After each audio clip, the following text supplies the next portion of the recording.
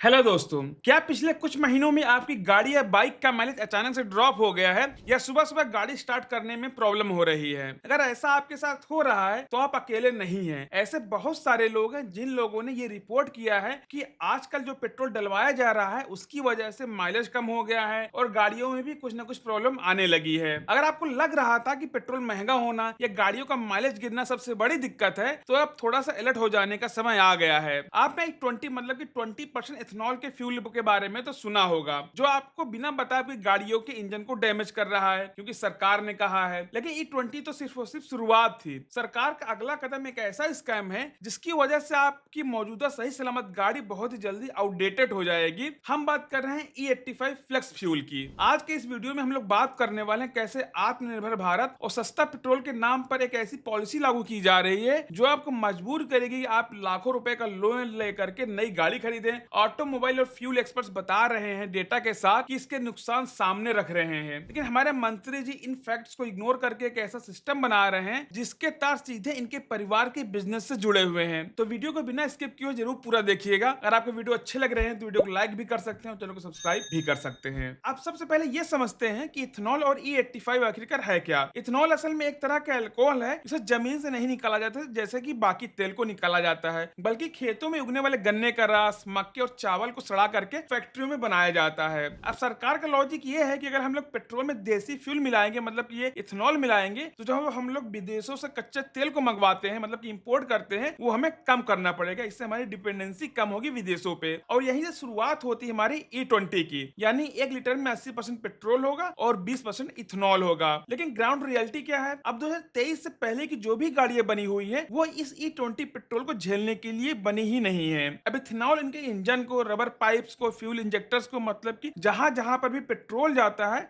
उनको डैमेज कर रहा है और उनकी गाड़ियों का माइलेज भी गिरा रहा है, जिससे कि उनकी रिपेयरिंग कॉस्ट भी बढ़ती हुई चली जा रही है। अब बात यहीं तक तो रुकती नहीं है, असली कॉन्स्पिरेसी तो अब शुरू होती है। अभी हाल ही में सरकार ने दिल्ली में देश का पहला E85 पेट्रोल पंप को लॉन्च किया है। अब E85 का मतलब है कि अगर आप 1 लीटर कोई भी तेल डलवाते हैं तो 85% आपको इथेनॉल मिलेगा और सिर्फ 15% पेट्रोल मिलेगा। और पेट्रोलियम मंत्री हरदीप सिंह पुरी ने अनाउंस किया है कि 2027 के अंत तक पूरे देश में 5000 से ज्यादा E85 पेट्रोल पंप खुल जाएंगे। अब यहाँ पे क्रोनोलॉजी क्या है? जैसे ही इन 5000 पेट्रोल पंप की न्यूज आई, ऑटोमोबाइल कंपनियों ने धड़ाधड़ अपनी गाड़ियां मार्केट में उतार दी, जैसे कि ये सारी बातें इनको पहले से पता हो, और होनी भी चाहिए। जब तक गाड़ियां नहीं आएंगी पेट्रोल पंप का क्या यूज? जब पेट्रोल पंप नहीं होगा तो गाड़ियों का क्या यूज है? मारुति ने अपनी वैगनार फ्लेक्स फ्यूल को उतारा है और हीरो ने E85 वाली अपनी स्प्लेंडर को लॉन्च कर दी है। अभी इन्वायरमेंट बचाने का तो कोई कैंपेन है नहीं। आपकी मौजूदा गाड़ी 85% अल्कोहल को झेल नहीं सकती है।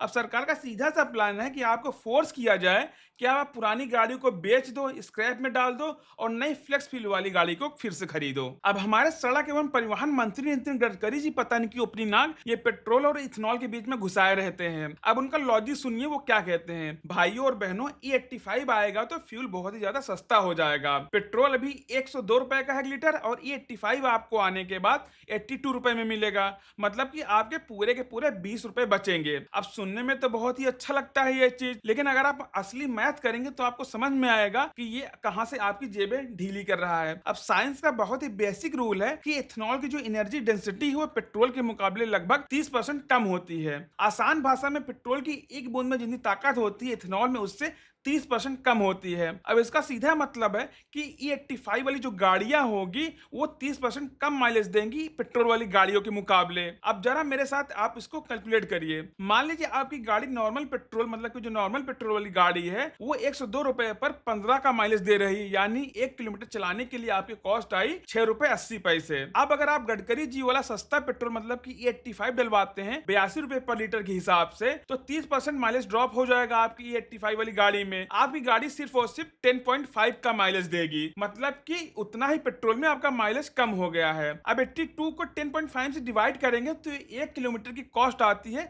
7 रुपए 80 पैसे। अब आते हैं उस सबसे बड़े सवाल पर जो हर एक समझदार इंसान के दिमाग में आ रहा होगा, चाहे वो सरकार के समर्थन में हो चाहे वो सरकार के खिलाफ हो। आखिरकार इतनी ज्यादा हड़बड़ी क्यों है? यहाँ विपक्ष और कई इन्वेस्टिगेटिव जर्नलिस्ट ने एक बहुत ही सीरियस एलिगेशन लगाया है। आरोप यह है कि नितिन गडकरी जी के जो बेटे हैं उनका सीधा कनेक्शन इथेनॉल और शुगर मिल इंडस्ट्रीज से है। गडकरी जी का परिवार नागपुर के मशहूर पूर्ति ग्रुप और उससे जुड़ी दर्जनों कंपनियों से जुड़ा हुआ है, जो बड़े पैमाने पर चीनी, बायोफ्यूल और इथेनॉल प्रोड्यूस करती हैं। अब आप खुद सोच कर देखिए, जो आदमी देश का ट्रांसपोर्ट मिनिस्टर हो, जो पॉलिसीज बनाता है, जो पूरे भारत की गाड़ियां कौन सा फ्यूल पिएंगी, वो देश को एक ऐसे फ्यूल की तरफ ढकेल रहा है जिसे बनाने वाली इंडस्ट्री से उसके खुद के परिवार और करीबी को सीधा फाइनेंशियल बेनिफिट पहुंचने वाला है। देश में जितने ज्यादा E85 पेट्रोल पंप खुलेंगे, शुगर मिल्स, इथेनॉल प्लांट्स के प्रॉफिट उतने ही ज्यादा बढ़ने लगेंगे। क्या एक डेमोक्रेसी में पब्लिक को ये पूछने का हक नहीं है कि ये जो पॉलिसीज देश के लिए बनाई जा रही हैं या फिर किसी एक खास इंडस्ट्रीज के लिए बनाई जा रही हैं, क्या जनता को भी इससे फायदा होगा,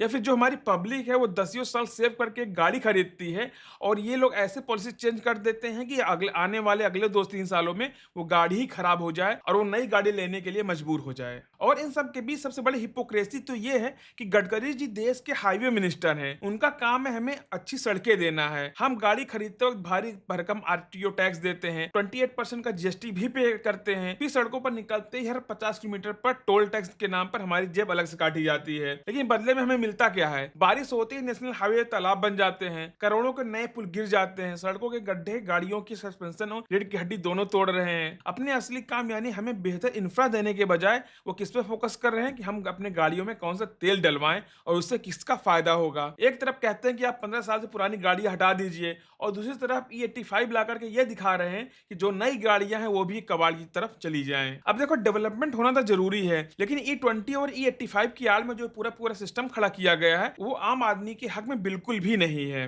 अब सरकार को करना क्या चाहिए कि हर एक पेट्रोल पंप पर E0 मतलब कि प्योर पेट्रोल का ऑप्शन भी होना चाहिए कि जिसकी जो गाड़ी सपोर्ट करती हैं वो वही अपनी गाड़ियों में डलवाए। हमारे पास आखिरकार एक चॉइस तो होनी चाहिए। अगर इथेनॉल से फायदा हो रहा है तो उसका बेनिफिट पेट्रोल के प्राइस कम करके जनता को दिया जाना चाहिए। मतलब कि जितना वो माइलेज कम करे उस हिसाब से इथेनॉल का भी प्राइस रखना चाहिए जो 85 ये लोग दे रहे हैं। कमेंट्स में आप लोग जरूर बताइएगा कि जो आपकी E20 गाड़ी का माइलेज पर क्या असर पड़ा है। अगर आपको ये वीडियो अच्छा लगा हो तो अपने दोस्तों के साथ जरूर शेयर करिएगा, वीडियो को लाइक कर दीजिए और चैनल को सब्सक्राइब जरूर कर दीजिएगा। धन्यवाद।